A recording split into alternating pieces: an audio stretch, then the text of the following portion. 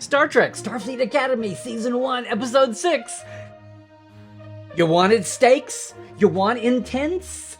You wanted death? Well, here it sits. Also, Imzadis.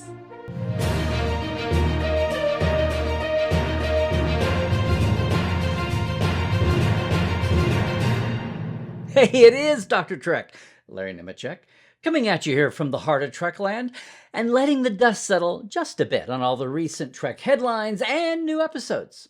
So, instead of another hot take or a quick take, you get a second opinion from Dr. Trek. Hey, look, I have been writing, editing, interviewing, witnessing, hosting, archiving, dot connecting, and yes, fanning Star Trek for a while now. And I just want to say, Scrap is back, and he's Caleb's worst nightmare. Okay, I had to say it. But seriously, what a roller coaster ride this episode is. I mean, really, words... I'm having a hard time finding the words to express everything this episode does. It elevates the series. Look, first you start with a rare sex scene for Star Trek, even these days, and then this poignant but trauma-driving moment, courtesy Betazoid telepathy, or mind speak as it's being called apparently in the 32nd century, for 21st century audiences. And then it's off to this grim battle of emotionally wrenching wits, one-on-one, and finally this horror-thrilled climax with an actual trail of death in its wake. I mean, that's all quite a package for an episode titled, Come, Let's Away! And I'm betting that is an homage to some basic Shakespearean language, right? It was a common dramatic phrase for signaling a quick departure, or to escape to a better place. Stick a pin in that. But overall, no, not low stakes. This is old school ship and adventure and threat stakes. Tension, drama, edge of your seat uncertainty. And yes, loss. Real loss. The kids are about to grow up quick. Okay, big things, little things. Big thing, the USS Miyazaki. I mean, if you knew, you anime. No, really, it's an homage to feature anime pioneer director Hayao Miyazaki. And yes, co-writer Kylie Roster told me her big anime nerddom is behind that naming. But there's an older Trek link to the legendary director, too. Miyazaki's films include My Neighbor Totoro. So, of course, Rick Berman and Mike Okuda, a couple of art department names you may have heard before, who inserted their anime faves into the TNG era Enterprise D graphics all the time, especially early on. For the war games of peak performance, one of the planets was named Totoro. Now, the Miyazaki charts on file that our crew are consulting reveal that it's that era's Constitution class. But what era? Well, look. While the War College appears to have been running this hands-on rescue training for 5 years or so, or right after the burn mystery was solved by Discovery, the cadets here tell the ship's computer to override and update its 125-year gap. That's kind of specific. And sure enough, the year 3194, today, minus 125 gives us 3069, burn ground zero. No wonder Braga's egging on Avaki hits home so hard. Are we keeping a list of these ships? Like Wolf 359? Little thing. Now, the last stardates we had for the series were for the current year of 3194, starting stardate 868, space. But Sam's computer direction from the old comic was 898, 898.3. That would be 30 years later from this point. So, my headcanon is that is why the Miyazaki computer took so long to process and reboot and restart. She gave a false prompt. Oops. Well, it was pretty stressful. And you're welcome. Big thing. Singularity drive?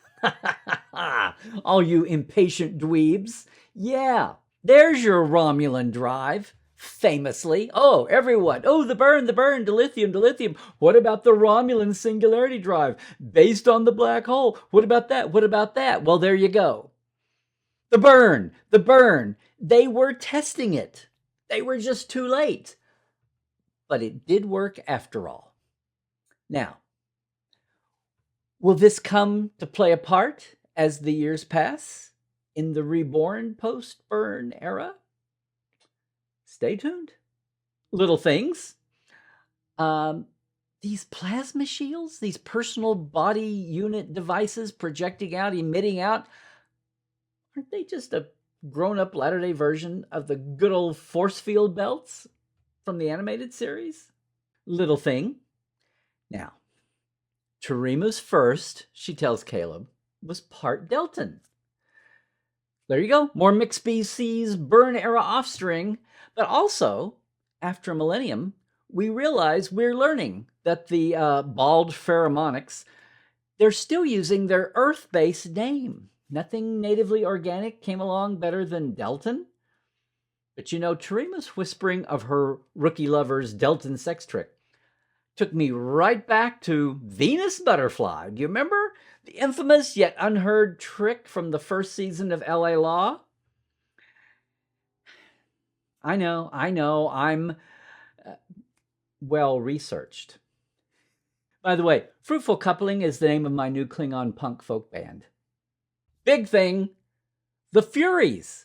I mean, who needs zombie aliens when you can have cannibal aliens? Now look, the Furies, many of you may remember from Lit in Greco-Roman mythology, the chthonic goddesses of vengeance. They were probably personified curses, but possibly they were originally conceived as the ghosts of the murdered. I mean, in any case, what a description, right? Human-alien hybrids? Which is what, of course, a chunk of the current Academy student and faculty population is anyway. So they're pretty much Reavers then? I wonder, if the Ferengi had developed as they were intended early in Next Generation and were the big bad for real, would we have gotten cannibalistic moments in 1987 as family viewing? Or would it have all just been seen as a ruse and the way we had to get that perception corrected? Little things list. Vance actually says, I need to speak to the president. What? Actually, a civilian government reference? Is this the first mention past the pilot? Oh, and by the way, añejo refers to tequila that's been aged in oak barrels from 1 to 3 years. You're welcome again. Oh, and did you notice that is some pretty little Eaglemoss NX-01 there that Nala has on her ready room shelf? The new Intrepid class, though, as with the USS Sargasso, was first seen for Disco's arrival at the new Starfleet as the Voyager J.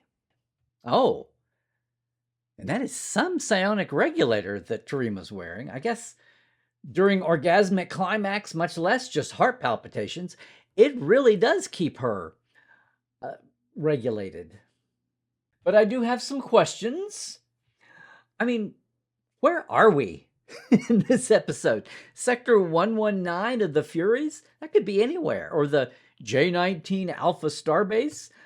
But did you notice Braca's shuttle departure graphics there reports that he's in the beta quadrant at least, but it's a big quadrant, Mr. Scott. At least within Braca's Varani Rawl domain here, it appears that it's straddling the Alpha-Beta Meridian way out there, down by Gorn territory and Ceti Alpha, because it turns out that we've got real stars here. Now, Aka mentions the T-Tauri system that's within his realm. That's actually a trinary variable star in the constellation Taurus, at least as seen from Earth, and it is the prototype of T-Tauri variables. This one is class KO. Now, T-Tauri, the star, appears from Earth alongside the Hyades cluster, but it's actually way beyond it. It's actually 471 light years from Earth. Now, just a little ways over in our radial vision in the night sky, makes sense, is Taygeta. Yes, that Braca mentions. Tegeta is actually a double star in Taurus, visually, and it is a member of the Pleiades open star cluster, 410 light years from Earth. And Tegeta A is a B6 class star. Don't worry, there won't be a quiz. Oh, and Vance hollows in, perfectly in step to walk with them before they come to a stop. He couldn't just hollow in right at the bridge view screen. I mean, it was a nice effect, but... Oh, favorite lines. The enemy of our enemy is usually just another enemy. This one is just an asshole. Oh, and a two-parter. My dad was a bad guy, and if he wanted, he got to beat the shit out of me hourly. Lucky man. I know, sad though. Okay, I may have a few other favorite lines that come up as we dive now into the cast and characters. And let's start with, yes, our extras watch. Now, it was fun to see the Chitonhead War College cadet is back, as well as that interesting orange jewel-faced woman, right? She's a War College cadet. So TOS. Oh, and now we have this guy, this green skin kind of insectoid face Starfleet officer, part of the regular assignment of the Athena. You know, I'm guessing that the regular A-Team bridge crew that we've seen twice before, non-humans and the fighter, I'm thinking they weren't called in for this trip, not called in just for a little training cruise. Oh, look, she's back. And she survived. Yes, our struggling but apparently determined combat swallower, it's Cadet Pickford. Hey, go easy on her. She's hanging in there. Here, she's filling the role of the token soft one that's facing death. But will she get to redeem herself as the season goes? Oh, I hope so. Lieutenant Commander Tomov, Blue Team. Is he Russian, Ukrainian? A nod to that? Well, he says he's not been off the ship in 6 months. So he lives on Athena? He doesn't get out to San Francisco? Is that typical of the crew, or is he just a loner? More importantly, is his passing the first Starfleet death on Academy, on screen? I think so. And look, stakes rising. We've got Vance here. He is more unhindered than I've ever seen before. Both his disgust at first and then his barely controlled rage.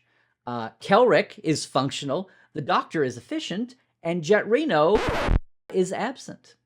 While Lura is either in jovial turducken mode here or swiftly efficient. And definitely not yelling. Now, Sam has an interesting effect that we see here with her damaged holomatrix body and her interfacing with that with the console. And by golly, we even get a crumb of Genesis insight. Did you hear? She murmurs, "Oh gods," at a dramatic moment. Is that a rare clue to Darsha through their religion? Meanwhile, for the wimpy gay healer Klingon guy, it is Jaden who is the one that points out that the manual locks won't hold long, and they need to get the force fields back online. But you know what? Good on the writers for resisting adding some kind of a pseudo-hero and his damsel in distress here, when he and Kyle are both trapped and Kyle is injured. And you know what? Kyle, we finally see on screen, and not just in the credits, that his last name is Djokovic. Oh, and Bobby, we barely knew ye. But this time when we lost him, we cared. You know why? He's been with us since episode 2. He was an integral part of the face of the War College kids. And it felt like he could have been potentially part of the truce between the camps because of these kind of shared trenches events. Yeah, but that he carried his favorite comics in hollow form and what personal stowage he had, that was endearing. And it was totes doable. Now look, actor Alexander Ealing, he'd made a real splash on the pinup socials himself. And I bet he'd have a willing line if and when he gets himself to a con or two. As a famous Vulcan actor once said, no one really dies in science fiction. And I believe these days that includes photo ops. By the way, writer Kylie created the name Bobby back on episode 3 as a mashup of sorts from the name of writer's assistant Avi Manballo. Oh, Noose Braca? Noostifer? That was great. That was great. But here you got Paul and Holly, finally. It was a master battle of wits, twisted. And here, he's not scenery chewing. He's playing against type. He's quiet. He's seething. Oh, this is so much more than what we saw in the first pilot, their first encounter. That was just a straight-ahead headbanger between he and Ake. This one was almost a Gul Madred Picard duel of wits, a psych out. And still, he's just a Klingonite that's pretty adept at running a retro record player there. Part of the Millennium nostalgia fad, I guess. I'll get back to him later, but come on, let's move to Terima and Caleb. She psionically caused her dad's deafness. Oh my God. So that's it. Yeah. Psilocybin, as we said in episode 2, that dates all the way back to Loxana and Deanna's later mental dramas like Dark Page. And boy, there are shades of Dark Page drama in this one. Look, this episode quickly devolves into this hostage situation, tense, dark, horrific, brutal deaths and stalking. And yet, look who winds up as the locus of the show, sharing her trauma along the way and her secret hiding place, like a bookend to Caleb's vulnerable exposure in the teaser, except that we knew his details from the pilot. She had to verbalize hers here. And they're not in her files. And yeah, Caleb has come a long way toward accepting friends and teamwork. But did you notice his life frame from that trauma childhood on the unprivileged end of scarcity? It's still a trigger. Whether he's with his girlfriend in bed or just walking with his cadet team about to go on this assignment. All those terms like Federation colonialism and propaganda, they really hit hard if an actual young audience of today is tuning in. And yet there's hope for Caleb and his trust. But now we know they're connected like Imzadis. Okay, I know that was Deanna's word, Betazoid for beloved, but I just keep waiting for the actual I word now. And yes, there is so much going on with Nala here. I'll save some of that for a second, but I gotta say right here, I love Nala. I love Nala Aki. I got no problem how she sits in her chair, and she is just fine in a crisis. Oh, but by the way, this was filmed a year before all the curled up footy frothing. Get over it. And yet, creative team, language for her. I wish, hippie or not, instead of saying, the man tried to take over our ship, like a 6th grader, she could just be written to use words like commandeer or capture even. Or did the burn not only inspire a millennium-long throwback of slang, which has been my sanity headcanon, but does it include Saturday morning cereals and cartoons too? By the way, can we take it from this exchange that it was her dad who was the Lanthanite and her mother was human? That's still not confirmed. Well, what is confirmed is that we are going to be talking about Starfleet Academy on a whole nother level now going forward because of this episode. So yes, our kudos this week both go to writers who are now at the level on staff of executive story editor. So one more rung before jumping above the line next year, hopefully. But wow, what a product this week. Kenneth Lynn, this was his first credit for Academy. He had a 3 on Disco, but he had been the last 3 seasons being a producing executive producer. Same job he'd had the last season of House of Cards and for Clarice. So welcome to the Academy, Kenneth. His co-writer here, again this season, Kylie Rossiter. This is her second She co-wrote Vitus Reflux. Again, two very different tones there. And it's impressive. Again, she climbed the ladder. She was Alex Kurtzman's assistant on day one of the Trek era with Disco. Came up as writer's PA and then a writer's assistant. Along the way, she had two prior solo or shared episodes on Picard, and then she came to staff here. Good going, Kylie. And our director is Larry Tang, and yes, we just talked about his first credit here last week. So apparently that 2-episode block for each director, the way Picard pioneered it out in LA, looks to be the pattern here in Toronto for Academy. Now, Larry came from 7 seasons as producing and directing on Medium, and more recently, he directed 6 episodes of Nancy Drew over those years. That's where he met Academy showrunner Noga Landau here, and a lot on that team that are now on this one. You know, it's a small town. And look, his 2 episodes, 5 and 6, I'm going to say they're very acclaimed, memorable, and they each have very different tones, and he nailed both of them. And I got to say, in length, we'll get to this, but it's not a contest. I just found this episode more gripping than anything on Disco. I mean, what a roller coaster. But most of all, what a bleak shock ending after a sexy trauma start. Oh, and let's not just pass over that steamy beginning scene. That's got to be the most explicit in all of Trek history, don't you think? I mean, it's what you might expect here with this format, but this was done so adroitly with the cuts back and forth into those pastoral park scenes, benches along the Golden Gate, all of that amid the satin sheets. I mean, we've come a long way since Deanna and Devon on Ural way back in The Price. Oh, and look, it's no wonder. Right there in the end credits, did you catch it?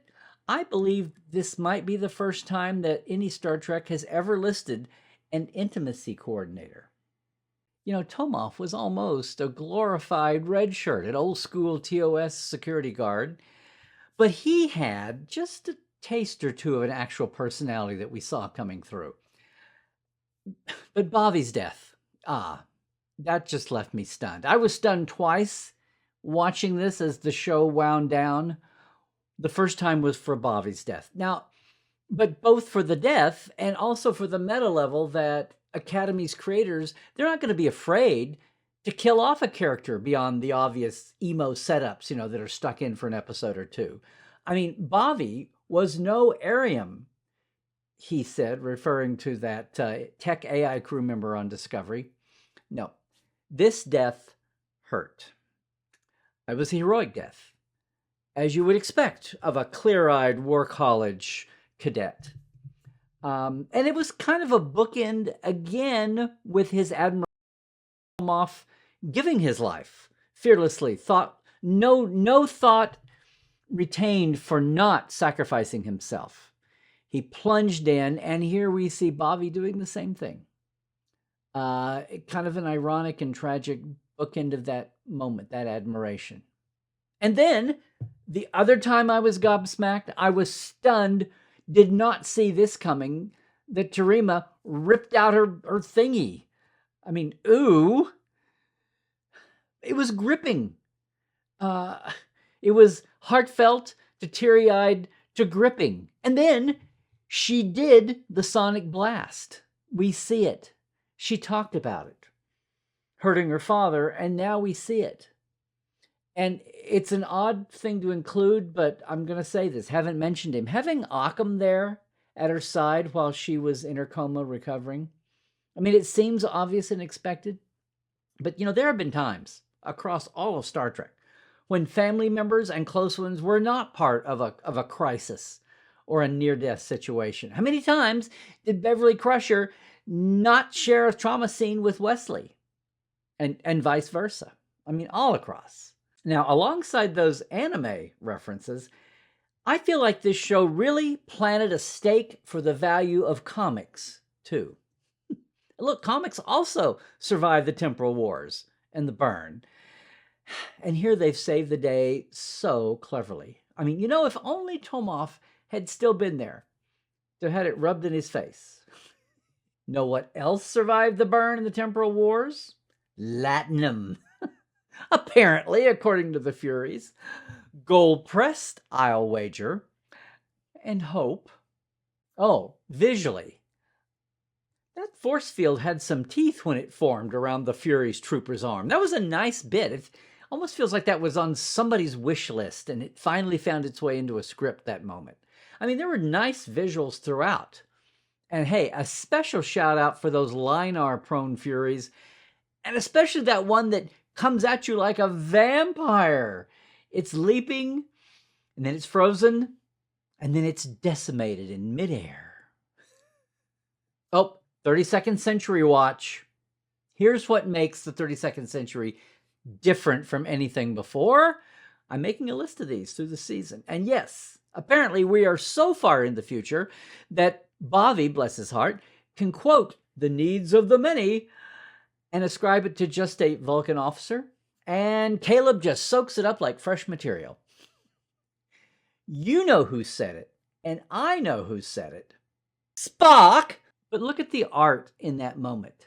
This tippy-toeing around the canon goodies, keeping it intriguing for the newbies, but not drowning them with citation after citation. But it's there. It's obvious for us veterans. It's almost like watching a new adult version of Prodigy at times, the way this is teaching Trek a bit at a time. Like with the Spock line. They don't hit you over the head with the trivia, just the impact. It's a lot like the punched Vulcan story last week. And you know what? Newer fans, I think, appreciate that, even if they don't realize it. But here is where I actually have to go back to good old Cadet Pickford. As a sign of how the story was constructed as a pastiche of scenes and circles. Yeah, she's the gentle scapegoat for the more squeamish that we know are in this class. This class is not all superheroes and their capes. They are all varyingly holding on by their fingernails at times when they get into a crisis. They have to be. They're 18, they're 19, and 20. But you know what? More importantly, they are learning together. Teamwork. And we once again saw it here. I mean, how many heroes are in this, all doing their individual parts on the Miyazaki and on the Athena? And this episode and Caleb's parallel echo with Ake, it does continue, just as Braca says. Now, along the way, we get more about her son. I still have original questions. Was the son birthed, and with whom, or adopted? But wow, the fact that his SOS was ignored and she sacrificed him for the good of the many, at least through the Braca filter. Yeah, it's a true test of Braca's psychotic twistedness. But he still has some kind of humanity at the core. It's enough to be able to really torture her with it. And he's right, as it turns out. She pulls the reverse here. It's just the unseen Sargasso crew, not her own. Mostly. She saves Caleb, and they're lost. It's so telling that Nala sits with Vance and Braca and just stays quiet through that entire scene. Charlie Vance does all the talking. And then Braca commands the scene when they're alone. Totally takes the power of the room. And then in their last go-between, she saves her comeback. And she leaves him stammering, despite himself. It's such a pendulum swing. It's a chess game. It's a bloody, vicious chess game. A real mind bender. So yes, come, let's away. To escape a horrific death trap ambush, a hostage situation, or just escaping our private hells to our safe space, Betazoid provided or not, and escape the impacts of poor tactical choices in order to fight and redeem another day. And I have a feeling that another day is coming soon. Hey, Starbase J-19 Alpha, this experimental weapons platform, Testing? Sounds like it's going to be figuring big time soon again, or by season's end at least. I mean, what did Braca take from that station? It's setting up a new mystery. And it feels like the Furies could be back as well. And now Nus Braca is the new Osama bin Laden. That looked pretty vicious coming from Vance. Oh, and did you miss it? The station's escape pods were picked up by none other than the Discovery. So it's off its refit now. Will it top the list of surprises, or even just a cameo on what's going to be turning up in season's second half? Well, here we go. On to episode 7. Can they really keep this up? One more thing. Oh, Bobby. Not one neck pinch in that awesome wild melee fight? Oh, well. You know, Bobby's not dead as long as we keep him in our hearts. But hey, his Katra maybe? Anyone? Kyle? Okay. With that, I am signing off on this second opinion. But what did you think? Drop your comments below, and please like and subscribe. Hit the bell, do all the things, boost the signal. I dare you to subscribe for some Star Trek sanity these days.